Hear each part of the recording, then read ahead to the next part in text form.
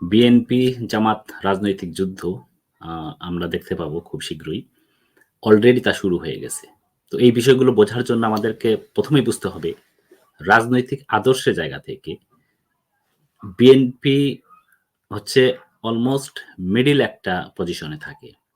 Extreme পজিশনে হচ্ছে আপনার আওয়ামী লীগ, আর এদিকে তার অপোজিট এক্সট্রিম পজিশনে থাকে হচ্ছে জামাতে ইসলাম। কিসের ভিত্তিতে? আদর্শের ভিত্তিতে। আপনারা দেখবেন যে আওয়ামী লীগের রাজনীতিতে মূলত হচ্ছে যে ধর্মর বাইরে গিয়ে রাজনীতি করা, রাষ্ট্রীয় ব্যবস্থাপনায় ধর্মর ধর্মের কোনো জায়গা থাকবে না। এটা হচ্ছে গিয়ে আওয়ামী লীগের রাজনীতির একটা আদর্শের জায়গা। আমরা দেখে এসেছি। এবং জামাতের রাজনীতিটা কি? সম্পূর্ণ উল্টো। ইসলাম ভিত্তিক, ইসলামী রাষ্ট্র বাস্তবায়নের জন্য তাদের রাজনীতি। স্বভাবতই আপনারা ক্লিয়ারলি জানেন যে বিভিন্ন সময় তারা বিভিন্ন দলের সাথে জোটবদ্ধ হয়ে থাকে। সেটা হচ্ছে পলিটিক্যাল ইন্টারেস্ট। কিন্তু আইডিওলজিক্যাল জায়গাটা কিন্তু ভিন্ন। এখন যেহেতু বর্তমানে মাঠে আওয়ামী লীগ নাই, লক্ষ্য করুন। আওয়ামী লীগ যখন মাঠে থাকবে না, তখন আসলে জামাতের রাজনীতির ওইভাবে আর প্রতিপক্ষ থাকে না। শক্ত প্রতিপক্ষ থাকে না। আপনারা লক্ষ্য চেষ্টা করুন। আমি কি বলতেছি? তখন যদি আওয়ামী লীগ না থাকে, তখন স্বাভাবিকভাবেই বিএনপি কিন্তু সেই আ রোল প্লে করবে। অর্থাৎ মিডলে যদি কোন দল না থাকে, স্বাভাবিকভাবেই জামাতের সাথে বিএনপির যে আগে ঐক্যবদ্ধ যে রাজনীতি ছিল সেটার আর বাস্তবতা নেই।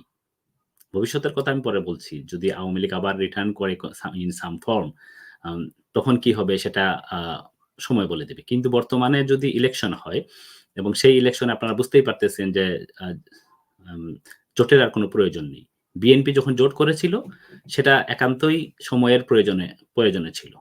সো সেই জায়গা থেকে এখন আ বিএনপি চাইবে তাড়াতাড়ি ইলেকশন হোক, তারা দল গঠন করুক। একই জায়গা থেকে আপনার জামাত ইসলাম এটা ক্লিয়ারলি ওরা বুঝতে পারতেছে এখন যদি ইলেকশন হয়, তো স্বাভাবিকভাবেই ওইভাবে কিন্তু বাংলাদেশের তাদের ভোটের ইতিহাস খুবই খারাপ। বাংলাদেশের মানুষ জামাত ইসলামকে আমি মনে করি যে কখনোই চায় না যে তারা দেশ পরিচালনা করুক। আ রিলিজিয়াস সেন্টিমেন্ট এর কারণে অনেকে হয়তো সাপোর্ট করে আ আ এবং তাদের কিছু এক্সট্রিম সাপোর্টার আছে, বিশেষ করে ছাত্র শিবির এবং পলিটিক্যাল উইং। কিন্তু তাদের কিন্তু মাঠ পর্যায়ে তাদের কিন্তু এক্টিভিটিস নাই। অর্থাৎ তাদের যে আদর্শ ইসলামিক রাষ্ট্র গঠন করবে, এটা দিয়ে তারা কিন্তু মানুষকে কনভিন্স করতে পারে নাই। ইসলাম এক জিনিস আর পলিটিক্যাল ইসলাম আরেক জিনিস কিন্তু। পলিটিক্যাল ইসলাম অর্থাৎ আমাদের যে সংবিধান আছে, যেই সংবিধান আ আ দিয়ে বাংলাদেশ চলতেছে, এখানে আসলে অলমোস্ট ইসলামের তেমন কিছুই নাই। এটা পুরোপুরি একটা পাশ্চাত্য ডেমোক্রেটি আ ডেমোক্রেটিক যে আ পন্থা, তারই অনুকরণ। তো সেই জায়গা থেকে আপনারা ক্লিয়ারলি বুঝতে পারছেন এই শাসনে এই যে সংবিধান, এই সংবিধানের দ্বারা বিএনপি কিন্তু অতীতে দেশ পরিচালনা করেছে। এই সংবিধানের সাথে কিন্তু বিএনপির চিন্তার ওইভাবে দ্বন্দ্বের জায়গা নেই।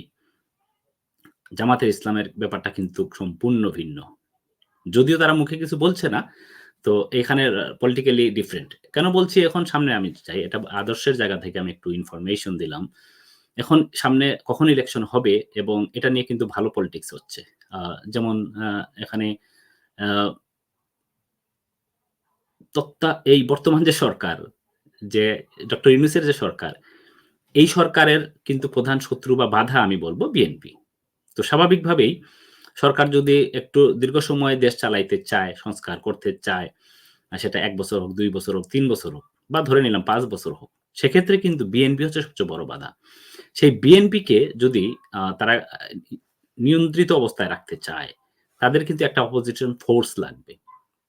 এখন বিএনপিকে নিয়ন্ত্রণ করার ফোর্স কি এখন বর্তমানে? এক হতে পারে যারা আন্দোলন করে যে বৈষম্য বিরোধী আন্দোলন, তারা একটা ফোর্স হতে পারে। আরেকটা ফোর্স হতে পারে আ আওয়ামী লীগ সা ইন সাম ফর্ম তারা মাঠে যদি থাকে, তো তারা এটাও ভাবছেন যে এটাকে আসলে সাধারণ মানুষ কিভাবে নেবে?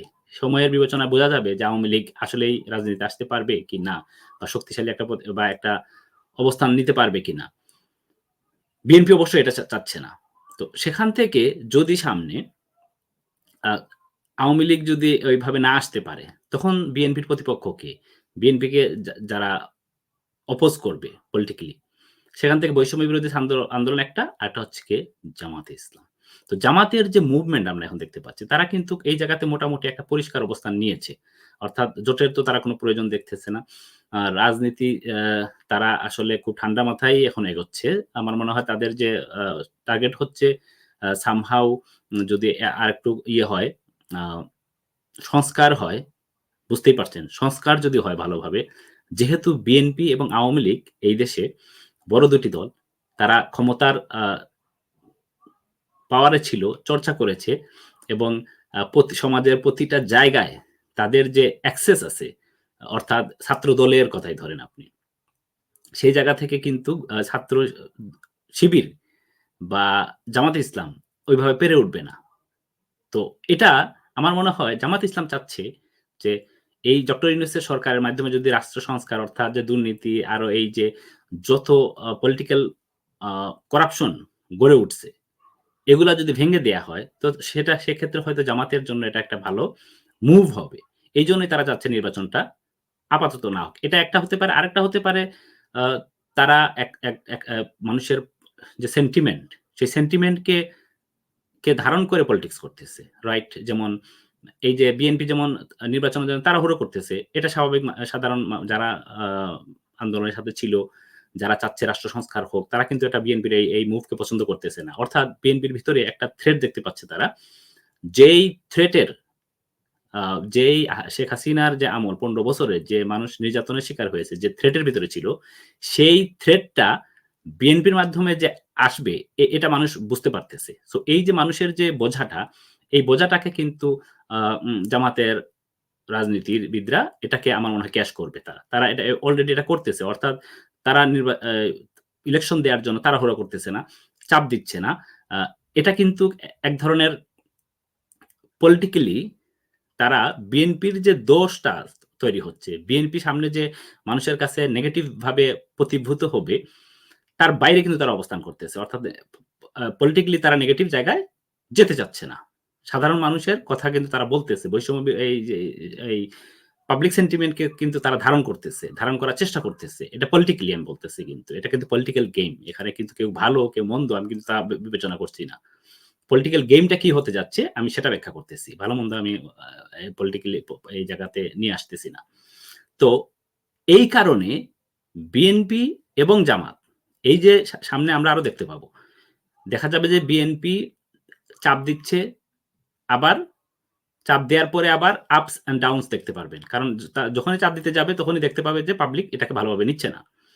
জামাত ইসলাম কি করবে আবার এই সরকারের পক্ষে কথা বলতেছে। তো এটা কিন্তু বিএনপির সাথে দ্বন্দ্ব তৈরি হচ্ছে। সেখান থেকে আগে আওয়ামী লীগ যে কথাবার্তা বলত জামাতের বিপক্ষে, বিএনপির মুখ দিয়ে আমরা সেসব কথা শুনতে পারব। লাইক যেমন ধর্মভিত্তিক রাজনীতির যে আ অগ্রহণযোগ্যতা, ধর্মভিত্তিক রাজনীতি এবং ডেমোক্রেসি। অলরেডি আপনারা জানেন ফখরুল ইসলাম কিন্তু এই কথাগুলো বলে ফেলছেন অলরেডি যে এ ধর্ম এবং আ ভিত্তিক রাজনীতি এবং আধুনিক গণতন্ত্র এটা প্যারালালি যাবে না। সেক্ষেত্রে তাদের যে কথা উল্লেখ করেছেন যেটা, এটা উল্লেখ করেননি। কিন্তু উল্লেখ করেছেন এই যে তাদের স্বাধীনতার কথা। স্বাধীনতার বিষয়টা নিয়ে আসছেন। তো এখানে এক ধরনের প্রশ্নবিদ্ধ করা হচ্ছে যে এই জিনিসগুলো প্রকাশ্যে আওয়ামী লীগ করত। তো স্বাভাবিকভাবেই আপনারা দেখেন পলিটিক্স কিন্তু এমন একটা জিনিস কোন কিছুই কিন্তু ইয়ে থাকে না। আওয়ামী লীগের বক্তব্য কিন্তু আপনারা এখন বিএনপির মুখে দেখতে পাবেন জামাতের অবস্থানকে প্রশ্নবিদ্ধ করার জন্য। আওয়ামী লীগের অবস্থান, আওয়ামী লীগের বক্তব্য বিএনপির মুখ দিয়ে বের হবে জামাতের অবস্থানকে আক্রমণ করার জন্য। একইভাবে অপোজিট ভাবে চিন্তা করুন। আওয়ামী লীগের বিপক্ষে যেসব বক্তব্য আসতো, আওয়ামী লীগের বিপক্ষে যেসব বক্তব্য আসতো, সেই বক্তব্যেরও অনেক কিছু আপনারা দেখবেন যে বিএনপি যেটা ব্যবহার করত, সেটা জামাত হয়তোবা ব্যবহার করবে। কারণ পলিটিকের যে ২ টা মেরু হয়ে যাবে এখন। আগে ছিল আওয়ামী লীগ এবং জামাত ২ মেরুতে বসবাস করত। এখন যেহেতু আওয়ামী লীগ নাই, স্বাভাবিকভাবেই বিএনপি ধীরে ধীরে ওই ওই মেরুর দিকে যাবে। মাঝখানে অন্যান্য পলিটিক্যাল পার্টিকে আমি ওইভাবে এই জায়গায় আনতেছি না। যেহেতু অ্যাক্টিভ পলিটিক্যাল জায়গা থেকে যেমন ধরেন ছাত্রদল, ছাত্রলীগ, ছাত্র শিবির এই যে ক্যাম্পাস ভিত্তিক যে একটা আধিপত্য বা রাজনীতির মাঠে যদি বলি, অ্যা মিছিল, মিটিং আন্দোলন করা, এই জায়গাগুলোতে এই ৩ টা দলই কিন্তু সরব। অন্য দলগুলো ওইভাবে আমরা দেখি না। সেজন্য আমি আপাতত এই ৩ টা দলকেই বিবেচনায় আনছি। তো এই জায়গা থেকে একটা আপনারা কিন্তু পলিটিক্যাল শিফট দেখতে পারবেন। নতুন, নতুন পলিটিক্যাল গেম আসবে আমরা দেখব। আ ডেফিনিটলি এটা ইন্টারেস্টিং হবে এবং বাংলাদেশের রাজনীতিটা কিন্তু একটা নতুন দিকে যাচ্ছে। নতুন, নতুন ষড়যন্ত্রও আসতেছে। এখানে অনেকেই বলার চেষ্টা করতেছেন এই সরকার জামাতের সরকার। কেউ বলতেছেন এটা আবার ইন্ডিয়ারও সরকার। বিকজ যেহেতু ওই উপদেষ্টা পরিমণ্ডলীর ভেতরে কারা, কারা আছেন, কি পলিসি নিচ্ছেন বা কখন কোন কথা বলতেছেন তার ভিত্তিতে একটা ন্যারেটিভ আসতেছে। ফেসবুকে এগুলা ছড়িয়ে পড়তেছে। তারপর এটাও বলা হচ্ছে যে এই সরকার আ যে মানে ওই আরকি বিএনপি তারপরে এখন বিএনপির পক্ষে তো আর আসতেছে না। কারণ বিএনপির সাথে অলরেডি যেহেতু ইলেকশনকে কেন্দ্র করে একটা চাপাচাপি হচ্ছে। তো স্বাভাবিকভাবে আমরা ভবিষ্যতে দেখতে পারবো যে এখানে আরো নতুন কি পলিটিক্যাল ড্রামা আসে। Thank you.